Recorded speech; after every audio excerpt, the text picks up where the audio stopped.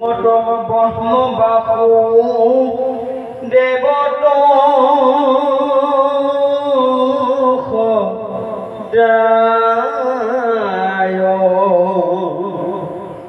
কিছু কিছু কৰি মন প্ৰবেশিবে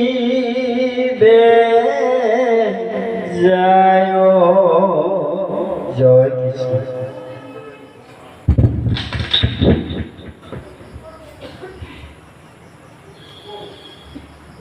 মোৰ অতি শ্ৰদ্ধাৰ গুৰুসকল, আই মাতৃ সমস্ত আৰু লগতে যুৱক যুৱতী বন্ধু বান্ধৱ সমস্ত সবাৰো শ্ৰীচৰণত আমি কোটি কোটি প্ৰণিপাত জ্ঞাপন কৰিছোঁ। কিছুদিনৰ বিৰতিৰ পিছত প্ৰভু ভগৱতে আমাক এটা সুযোগ দিছে আপোনালোকৰ শ্ৰীচৰণ দৰ্শন সেৱা কৰাৰ চলেৰে আজি মহাভাগৱতৰ মহা আসনতো উপবিষ্ট হোৱাৰ সৌভাগ্যখন আমি পাইছোঁ। আৰু ইতিমধ্যে আমাৰ শ্ৰদ্ধাৰ দেখা প্ৰভুজনে সুন্দৰভাৱে আগবাঢ়ি যোৱা ভাগৱতৰ পঞ্চম স্কন্ধৰ যি মহাবংশাৱলী তত্ত্ব, মনোবংশৰ যি বংশাৱলী তত্ত্বৰ বিশ্লেষণ কৰি গৈছে, তাৰ লগতে সংগতি ৰাখি আমি পদবন্ধে মেৰুৰ যি অৱস্থা বৰ্ণন,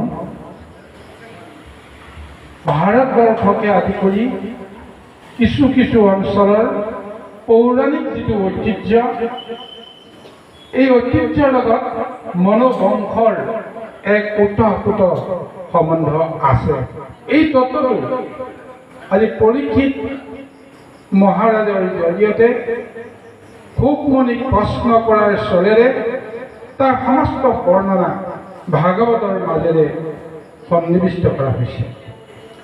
আৰু আমাৰ পৰম সৌভাগ্য এই মহা ভাগৱতত আজি প্ৰিয়ৱতৰ কাহিনী ওলাইছে, প্ৰিয়ৱতৰ গুণৰ কীৰ্তিৰ কথা ওলাইছে, আৰু সেই প্ৰিয়ৱতৰ বংশাৱলীৰ কথা ক'বলৈ গৈ আজি ভাৰতবৰ্ষৰ লগতে ইয়াৰ আশে পাশে থকা অঞ্চলৰ পৌৰাণিক যিটো মহত্ব, সেই মহত্বৰ কথাখিনি বিশ্লেষণ দিবলৈ গৈ আছে। সেই গুৰু সমস্ত সুকমণি ৰজা পৰীক্ষিতে প্ৰশ্ন কৰিছে, প্ৰিয়ৱত কোন? প্ৰিয়ৱতু হৈছে যে মনোবংশৰে এজন, মনুৰ পুত্ৰ, জ্যেষ্ঠ পুত্ৰৰ নাম প্ৰিয়ৱত। সকলোৱে জানে গুৰুসকল যে স্বয়ম্ভু মনুৰ আদ্য মনু বুলি যাক কোৱা হয়, তাৰ 5টা সন্তান, 2জন পুত্ৰ আৰু 3গৰাকী কন্যা। আকুতি প্ৰসূতি দেৱসূতিৰ কথা পাইছে। আৰু পুত্ৰ 2জনৰ এজন হৈছে প্ৰিয়ৱত আৰু দ্বিতীয়জন হৈছে উত্তানপাদ। আজি এই প্ৰিয়ৱতৰ গুণৰ মহিমাৰ কথা ব্যক্ত কৰিছে। ইতিমধ্যে আপোনালোকে পাই আহিছে যে প্ৰিয়ৱত যদিও মনুৰ প্ৰথম পুত্ৰ, তেওঁ জন্মৰ পিছৰ পৰাই নাৰদক যেতিয়া তেওঁ লগ পাইছিল শৈশৱতে বা শিশুৰ অৱস্থাতে, তেতিয়াৰ পৰাই সাংসাৰিক সমস্ত বিষয় বাসনাৰ পৰা তেওঁ মুক্ত হৈছিল। ভগৱন্তৰ মহা যি তত্ত্ব, সেই মহাতত্ত্বৰ লগতে তেওঁৰ সম্বন্ধ আছে, যাৰ ফলত তেওঁ কোনো কাৰণতে ৰাজকাৰ্য কৰিবৰ কাৰণে মনতে এটা বিষয়ৰ বাসনা থাকিব, এইটো কেতিয়াও সেই লক্ষণটো স্পষ্টকৈ ফুটি উঠা নাছিল। তাৰ বিপৰীতে সকলোৱে বুজি পাইছিল যে ইয়াৰ ৰাজকাৰ্যত কোনো ধৰণৰ গতি আৰু মতি নাই, যাৰ ফলত দ্বিতীয় পুত্ৰ উত্তানপাদকে প্ৰথমতে ৰজা পাতিব লগা হৈছিল, বিষয়ৰ সমস্ত ব্যৱস্থাটো সম্পাদন কৰিব লগা হৈছিল। তাৰ পিছতহে বহু দিন, বহু বছৰ পাৰ হৈ গ'ল, বহু হাজাৰ বছৰ পাৰ হৈ গ'ল। তাৰ পিছতে সংসাৰৰ ধৰ্মৰ কথা চিন্তা কৰি ব্ৰহ্মাই তেওঁক উপদেশ দিছিল যে তুমি সংসাৰলৈ আহি সংসাৰী ধৰ্ম পালনৰ জৰিয়তে সৃষ্টিত তোমাৰ যিটো মহাশক্তি সেই শক্তিটো তুমি বিভাজিত কৰি জগতৰ কাৰণে প্ৰদান কৰিব লাগে। গতিকে সেইকাৰণে তুমি সাংসাৰিক হ'ব লাগিব, ৰাজকাৰ্য তুমি চম্ভালিব লাগিব। যদি গুৰু ৰজা হ'ব পাৰে, যদি বৈষ্ণৱ ৰজা হ'ব পাৰে, ভকত ৰজা হ'ব পাৰে, তেতিয়াহ'লে প্ৰজাসকলৰ কেনেকুৱা এক সৌভাগ্য হ'ব। ঠিক এনেকুৱা বুজনি বুজি পাই প্ৰিয়বত ৰজা হ'বলৈ সন্মত হ'ল, আৰু ৰজা হৈয়ে তেওঁ অলৌকিক যিটো শক্তিৰ মহিমাক তেওঁ প্ৰকাশ কৰিছে। আজি পৰীক্ষিত হ'লে আজি সুকমণি সেই কথাটোকে সোঁৱৰাই তেওঁ এতিয়া জানিব বিচাৰিছে যে যিজন প্ৰিয়বতে ৰজা হোৱাৰ পিছতে সসাগৰা পৃথিৱীক তেওঁ লক্ষ্য কৰিছিল যে সৃষ্টিত যিটো নিয়ম চলি আছে, সূৰ্যৰ পোহৰে এটা দিশ আলোকিত কৰে আৰু যিটো দিশত সূৰ্যৰ পোহৰ নপৰে সেইটো দিশত অন্ধকাৰাচ্ছন্ন হৈ থাকে।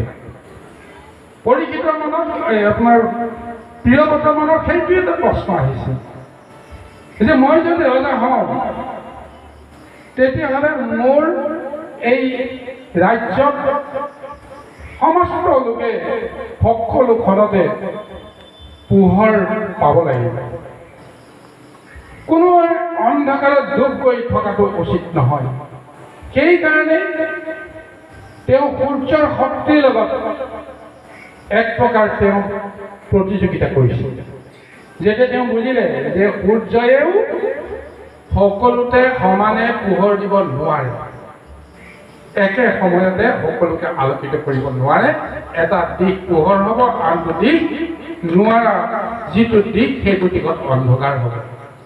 তেতিয়া তেওঁ নিজেই উপলব্ধি কৰিছিল মোৰ যদি শক্তি আছে, যিটো দিশত সূৰ্যই পোহৰ দিব নোৱাৰে সেইটো দিশত মই পোহৰ দিম। গতিকে এইকাৰণে প্ৰিয়বতে ৰথত উঠি সেই ৰথ চলাই গৈ আছিল। সূৰ্য যিফালে যায় তাৰ বিপৰীতে তেওঁ ৰথৰ চকা গতি কৰিছিল। আৰু তেওঁৰ মনৰ যিটো ঐকান্তিক যিটো শক্তি, যোগবল, তপবল, সমস্ত শক্তিয়ে যেতিয়া তেওঁ একত্ৰিত কৰি জগতক পোহৰ বিলাবলৈ গৈছিল, যে সেই পোহৰ তেওঁৰ ৰথৰ নহয়, তেওঁৰ নিজৰ দেহৰ পোহৰে অন্ধকাৰ খেদি যিফালে গৈছিল সেইফালে আলোকিত কৰি গৈ আছে। এনেদৰে 7 দিন যেতিয়া তেওঁ অৰ্হনিশে সূৰ্যৰ বিপৰীত ফালে ৰথৰ চকাৰে মানে গতি কৰিছিল, তাৰপিছত দেখা গ'ল প্ৰিয়বতৰ ৰথৰ চকাৰ চাপ পৰি গোটেই পৃথিৱীখন 7টা ভাগৰ সৃষ্টি হৈছিল। ক'ৰবাত ক'ৰবাত খাল হৈ গৈছিল, ক'ৰবাত ক'ৰবাত ডাঙৰ ডাঙৰ গহ্বৰ হৈ গৈছিল, আৰু এনেদৰে পৃথিৱীখনত মুখ্যতঃ 7টা দ্বীপত পৰিণত কৰোৱা হৈছিল। সেই 7টা দ্বীপ আৰু য'ত ৰথৰ চকা যেতিয়া দাবি গৈছিল, খাল হৈ গৈছিল, তাতেই পৰৱৰ্তী সময়ত জলৰ প্ৰভাৱত সাগৰৰ সৃষ্টি হৈছিল, সপ্তসাগৰ। গতিকে প্ৰিয়বতৰ জৰিয়তে সৃষ্টিৰ পাতনিৰ পৰা চলি অহা যিটো নিয়ম, সেই নিয়মৰ কিবা নহয় কিবা এটা পৰিৱৰ্তন আহিল, আৰু এই মৰ্ত বা পৃথিৱীত 7 সাগৰ আৰু 7 দ্বীপৰ সৃষ্টি হৈছিল। আজি সেই পৰিস্থিতিত সেই ৰজা প্ৰিয়বতৰ কাহিনীৰে তেওঁৰ বংশৰ পৰিচয়টো জানিবলৈ বিচাৰি আছে। সুকমণিৰ পৰা যি মহাভাগৱত শ্ৰৱণ কৰি আছে, গ্ৰহণ কৰি আছে, এতিয়ালৈকে যিখিনি তেওঁ পাইছে তাৰ জৰিয়তে তেওঁৰ উপলব্ধিটো এনেদৰে ঈশ্বৰ সন্মত ভাৱনাৰে তেওঁ প্ৰকাশ কৰি কৈছে যে হে গুৰুদেৱ, আজি প্ৰিয়বত তেওঁ এজন মহাভক্ত, মহাবৈষ্ণৱ, তেওঁ যি ইচ্ছা কৰে সেইটোৱে সাধন হ'ব পাৰে। আৰু তেওঁ যেতিয়া গোটেই জগতখনকে সৰ্বখনকে পোহৰ কৰিবলৈ বিচাৰিছিল, তাৰ ফলত 7 সাগৰ 7 দ্বীপৰ সৃষ্টি হ'ল। আৰু সেই দ্বীপবিলাকত নানা ধৰণৰ গছ লতিকা সম্পদে জাতিষ্কাৰ কৰি এক মহাৰূপ ল'লে। প্ৰকৃতপক্ষে প্ৰকৃতিৰ যদি ৰূপ হয়, প্ৰকৃতিৰ ৰূপ হ'লেও পৰম প্ৰভু ভগৱন্তৰ স্থূল ৰূপৰ ই এক মহা অলংকাৰ। ভগৱন্তে এক স্থূল ৰূপ লৈ সমস্ত সৃষ্টিতে তেওঁ আলোকিত কৰি আছে নিজকে। আৰু সেই প্ৰভু ভগৱন্তে সৰ্বময় কৰ্তা হিচাপে এক মূৰ্তি ধাৰণ কৰি আছে, যিটো মূৰ্তি অন্তৰ্দৃষ্টিৰে আধ্যাত্মিক তত্ত্বৰে পৰীক্ষিতে বুজিবলৈ সক্ষম হৈছে। আৰু সেইকাৰণে পৰীক্ষিতে এতিয়া শুকদেৱক কৈছে, ঈশ্বৰৰ ঋতু স্থূল বিৰাট ৰূপত প্ৰৱেশ কৰোৱা মন শুনন্তে ঘটে, সূক্ষ্মতম ব্ৰহ্ম বাসু দেৱত সদায়, কিছু কিছু কৰি মন প্ৰৱেশিবে যায়। যিজন নিৰাকাৰ পৰম ব্ৰহ্ম, সেইজনৰ স্বৰূপটো উপলব্ধি কৰিবৰ কাৰণে মই আজি বাহ্যিক যিটো বৰ্ণনা, মনোবংশৰ বৰ্ণনা, তাৰ লগতে প্ৰিয়ৱত হেন এক মহাভক্তৰ মহাশক্তিৰ বৰ্ণনাৰ জৰিয়তে তেওঁ কৰ্মলীলাৰ মাজেৰে মই প্ৰভু ভগৱন্তৰ বিৰাট স্বৰূপটোকে মই উপলব্ধি কৰিবলৈ যত্ন কৰিম। আৰু এইখিনি কথা শুনাৰ পিছত লাহে লাহে মোৰ মন নিশ্চয় প্ৰভু ভগৱন্তৰ নিৰাকাৰ পৰম ব্ৰহ্মৰ হৃদয়ৰ লগত কিবা নহয় কিবা প্ৰকাৰে সংপৃক্ত হৈ যাব পাৰে। গতিকে এইকাৰণে তুমি মোক ক'ব লাগে, কাৰণ ঈশ্বৰৰ কথা শুনা, ঈশ্বৰৰ পৰম ভক্তৰ লীলাৰ কথা শুনা একেই ফল। আৰু সেই ফল মই কেনেকৈ পাম? হেন মহাফল আছে ইহাৰ শ্ৰৱণে, ইহাকেহে শুনিবাকৰ ৰংগ কৰোঁ মনে, যদি গুণময় हुए বিৰাটৰ কথা, তথাপি কহিবে যোগ্য হুৱয়ো সৰ্বথা। তেওঁ পুনৰ শুকমণি কৈছে যে এই শ্ৰৱণত মোৰ এক মহা ফল হ'ব, আৰু এই মহাফলৰ কাৰণে মই আনন্দ মনেৰে মই প্ৰতীক্ষা কৰিছোঁ। যদিও এই ৰূপবিলাক বৰ্ণনাবিলাক যদি গুণময় হয়, তেতিয়াহ'লেতো মই গুণময় হ'লে এতিয়া সংসাৰৰ পৰা মই নিস্তাৰ নাপাম। যদিহে প্ৰকৃততে গুণময় লীলাৰ মাজত আমাৰ নিজৰ মন আৰু বুদ্ধিক যদি আমি বান্ধি ৰাখিব লগা হয়, কিন্তু ঈশ্বৰৰ তত্ত্বত, ঈশ্বৰৰ সম্বন্ধত ইয়াক গুণৰ ব্যৱস্থাৰ মাজেৰে নিশ্চয় এক মহাফল আমি লাভ কৰিম। আৰু প্ৰভু ভগৱন্তে আমাক সেই মহাফল প্ৰদান কৰিব। গতিকে সেইকাৰণে কোৱা হৈছে, যদি গুণময় হ'লে বিৰাটৰ কথা, তথাপি কহিবে যোগ্য হুৱয়ো সৰ্বথা। কৃষ্ণইতো ভগৱন্তেতো যিবিলাক লীলা কৰে, নিৰ্গুণ লীলাটো কেইটা কৰিছে কোনে বুজিছে? যি লীলা কৰি আছে তেওঁতো গুণলীলাই কৰি আছে, নহয় জানো?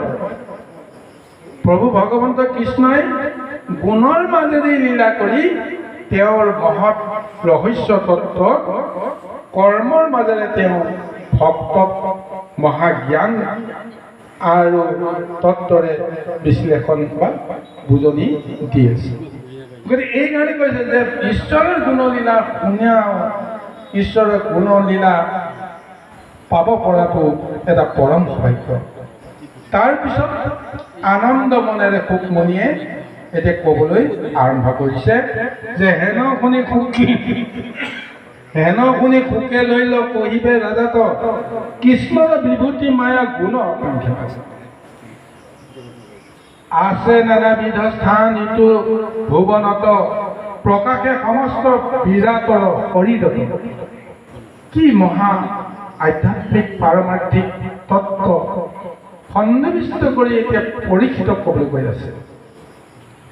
এটা লৌকিক বৰ্ণনাটোহে দিবলৈ পৰীক্ষিতে প্ৰশ্ন কৰিছিল যে প্ৰিয়ৱতে ৰথৰ চকাৰে 7 দ্বীপ সৃষ্টি কৰিলে, সেই 7 দ্বীপৰ মহা ৰহস্যৰ কথা মোক ক'ব লাগে।